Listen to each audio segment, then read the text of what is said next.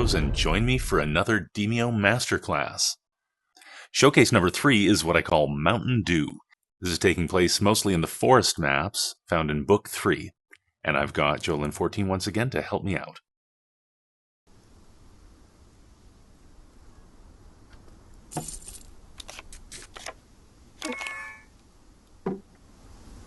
Oh dear.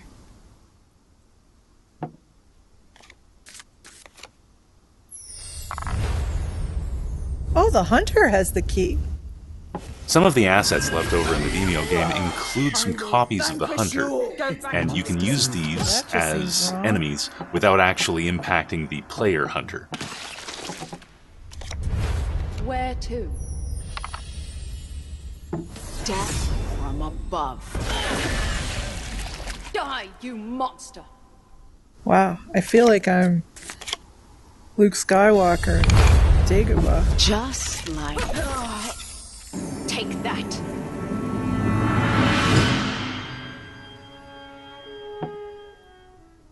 Oh, I'm gonna wait. Okay, so you didn't get a really good look at what the hunter's capabilities were. She uses a heavy arrow, very much like the elven archer, but she also uses an ability called Rat Whisperer, which summons 3 friendly rats to her aid. Similar to Beast Whisperer.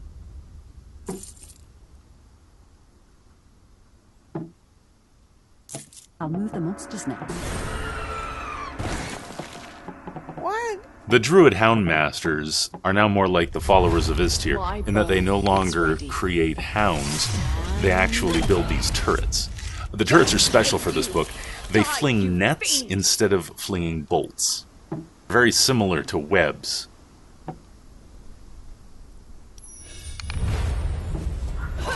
It's the monster's turn.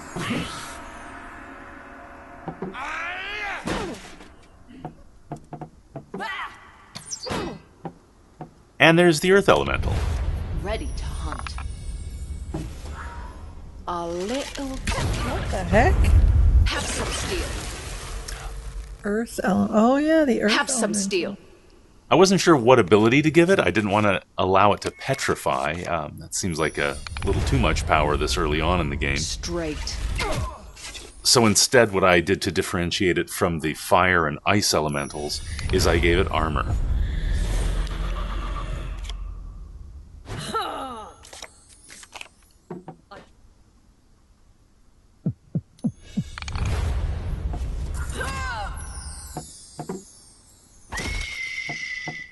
Beyond the cosmetic, you should be aware that trying to use resources from one book without actually running that book might cause some crashes. I'm not certain, but I've had some bad luck mismatching books and abilities. A little... Die, you monster! As usual, the player abilities in my mods aren't modified at all.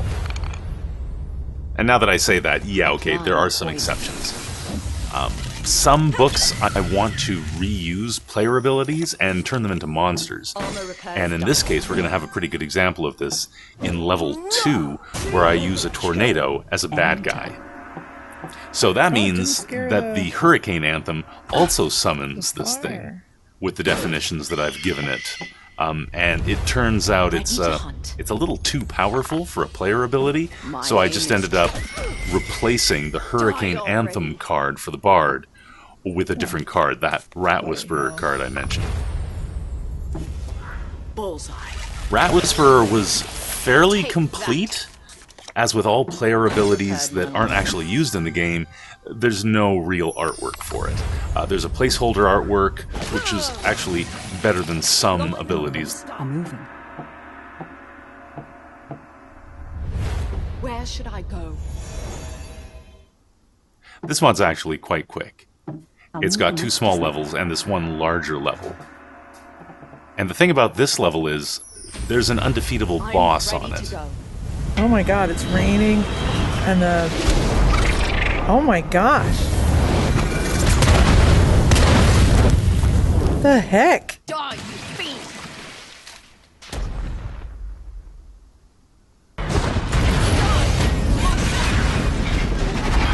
Dear God. That is terrifying. So really, you're just sort of running through this level, trying not to get run over by the tornado. My aim is... Take that. Have some steel.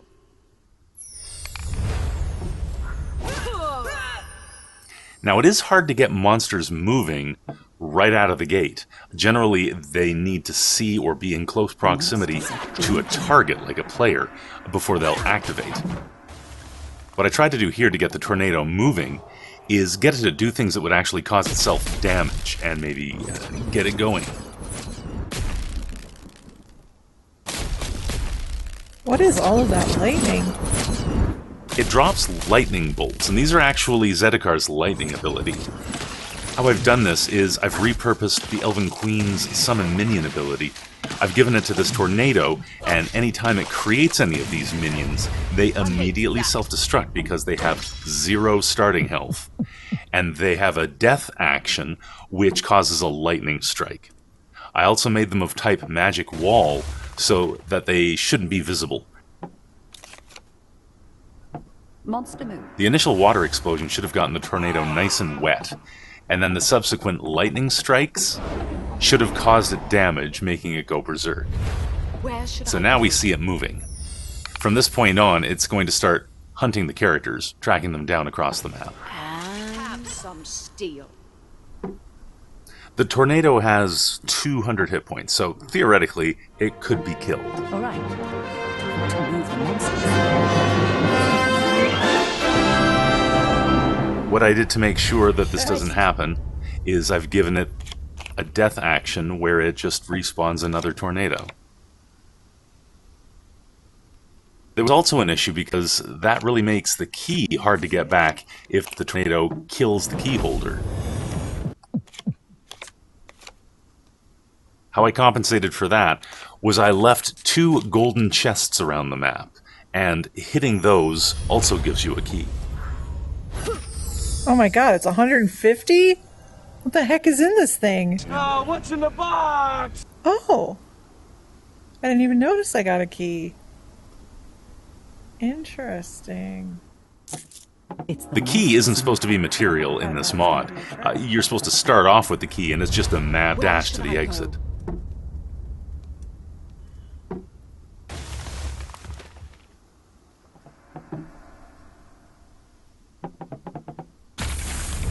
I'm ready. Eat it.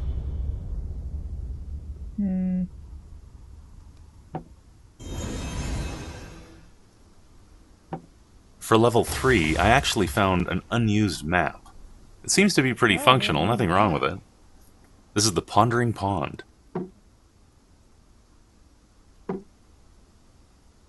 Let's see what the monsters do. Oh. My evil Where should I go? twin is over there. I gave the final boss the same abilities as a Greater Rift, the kind that the Elven Summoner throws around in Book 5. So she's just pulling out big bad monsters with half the normal hit points. The cool thing about this Hunter asset is that there's actually 2 different ones. They cannot. So I was able to make this one boss with a whole bunch of immunities and abilities, and then a lesser version that I could populate in the lower levels. Ready to hunt. Die, you fiend!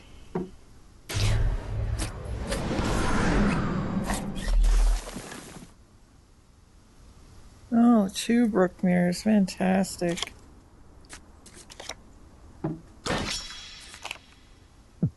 I have repaired my armor.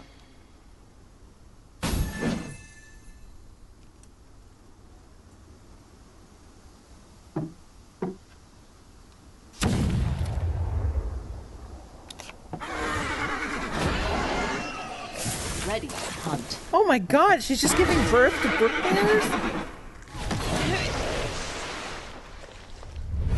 I'm ready to go. Well, I don't want any part of that. We're smoking reefer, and you don't want no part of this shit.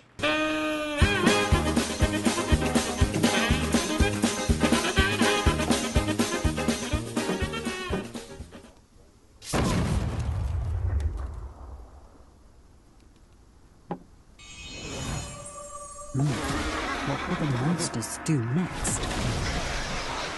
Eat it. Oh god, she moves like an angel from I'm ready to Doctor go. Who. Oh, I can't see her.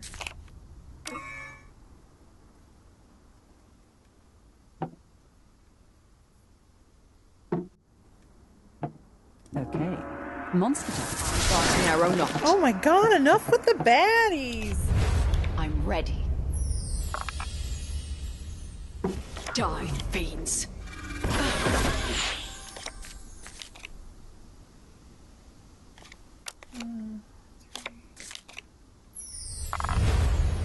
A little to the right.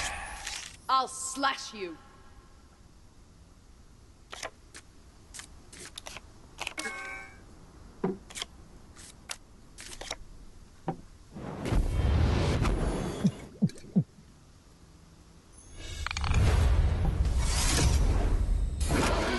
Cool.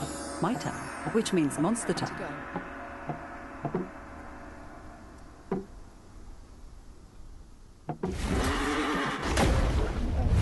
Bow ready. A little to the straight. Die already.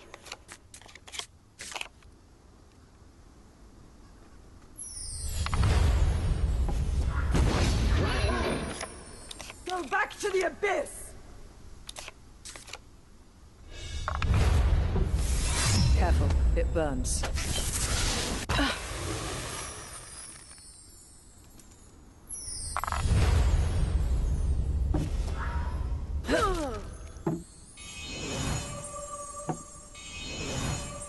Okay, monster time.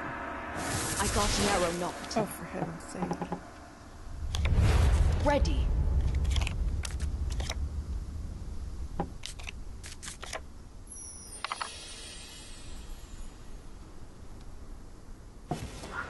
My arrow will.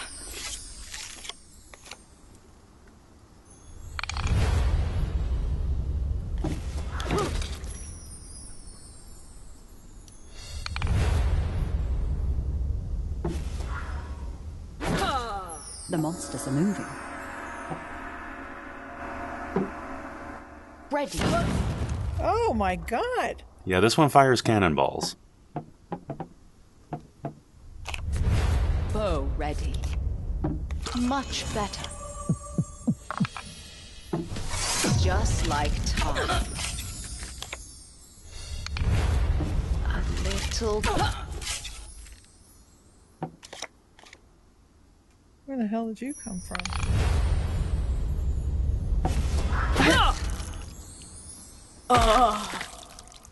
Is that it? Did I win? Oh my gosh, that was hard. Oh my god! Oh my god! Oh my god, I gotta call my brother. I better call my housekeeper. I gotta call my lawyer. Forget my lawyer.